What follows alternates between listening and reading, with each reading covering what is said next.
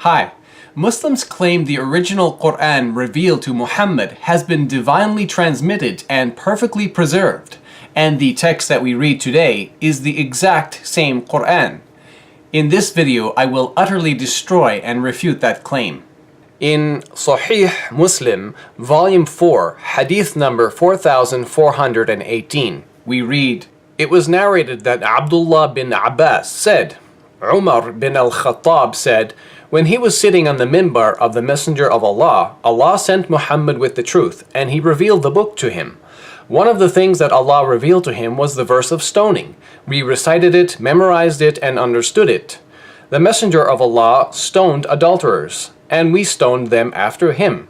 But I am afraid that, with the passage of time, people will say, we do not find the verse of stoning in the book of Allah, so they will go astray and forsake an obligation that Allah revealed. Stoning is mentioned in the book of Allah as a duty which must be carried out on those who commit zina, if they are married, men and women alike, if proof is established or if there is pregnancy or a confession." Notice that Umar clearly stated that Allah had revealed a verse prescribing stoning to death for adulterers. The big problem is, that verse is nowhere to be found in today's Qur'an. Now, if you're a Muslim, you might try claiming that this hadith is not talking about the Qur'an, but some other holy book. Well, you're wrong.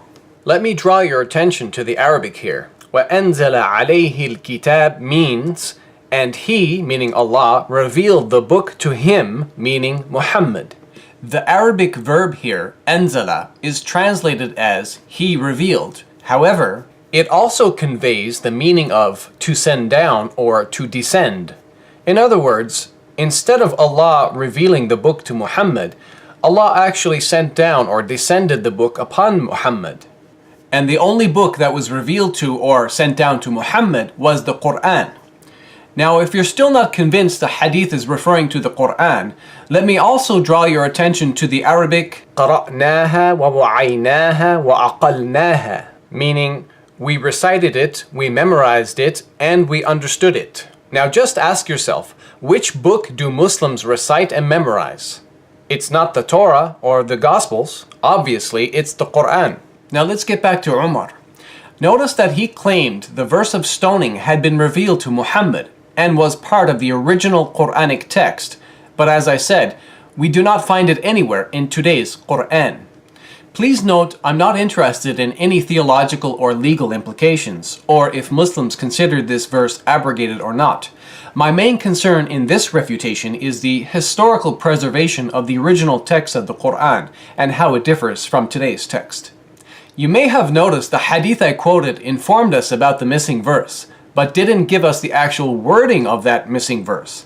So, for those of you who are curious to know what the original Qur'an actually said, we turn to another hadith collection. In Sunan Ibn Majah, Volume 3, Hadith number 2553, we read, "It was narrated from Ibn Abbas that Umar bin al-Khattab said, I fear that after a long time has passed, some will say, I do not find the sentence of stoning in the book of Allah, and they will go astray by abandoning one of the obligations enjoined by Allah. Rather, stoning is a must if a man is married or previously married, and proof is established, or if pregnancy results, or if he admits it.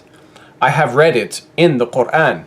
الشيخ والشيخة إذا زنيا فارجموهما البتة, which means, and if an old man and an old woman commit adultery, stone them both.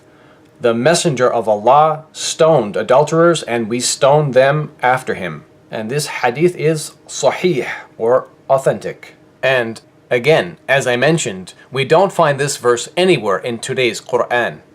Now some of you might be asking, who is this Umar, and how important is he as a witness to the Qur'an? Well, Umar was no ordinary Muslim. He was the second caliph in Islam and an extremely close companion to Muhammad. So close that Muhammad had even married Umar's daughter. Umar, as a witness to the missing verse of the Qur'an, is therefore of the utmost importance. And if you still don't trust Umar, then the following narration of Muhammad will put your doubts to rest. In Jami' at-Tirmidhi, Volume 6, Hadith number 3686, Muhammad proclaimed, لو كان نبي بعدي لكان عمر بن الخطاب, which means, if there were to be a prophet after me, it would be Umar bin al-Khattab. And this hadith has been graded Hasan or reliable. In other words, the prominence of Umar as a witness to the Qur'an is too important to be ignored, and according to this Islamic source, he is a reliable witness.